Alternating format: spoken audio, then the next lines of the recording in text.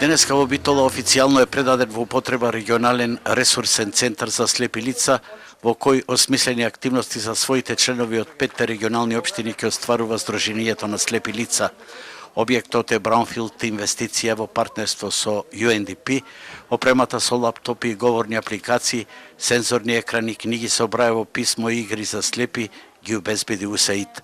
5 општини заради одржливост на центарот ќе одвојуваат по 2% од средствата за Сдруженија на граѓани. Центарот во Битола ќе биде успешна приказна, бидејќи неколку стотини лица се членови на Сдруженијето и секако на институционален начин ќе се канализираат потребите, слепите лица имаат еден нивен втор дом. Имаме 220, нажалост, и ќе ви кажам дека имам и 5 малечки.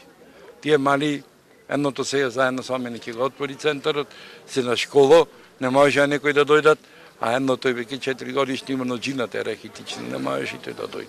На денешната свеченост присутна беше и 11 годишната Јагода Мицковска со незините родители, 6-члено семејство сточари од Мариовското село Рапеш. Јагода видот го изгубила од пред 4 години, а сега се школува во Скопје. Јас со 4 деца дома, треба да има повеќе помош. Тешко ми е живеот село и чупето колку да 4300, школото се плаќа, тоа пари. Само еден месец на зимно време се враќа кај нас и 3 месец лето се враќа кај нас. И за лекарството чупето се шо прима 1000-2000 динари секој месец, треба ние да платиме.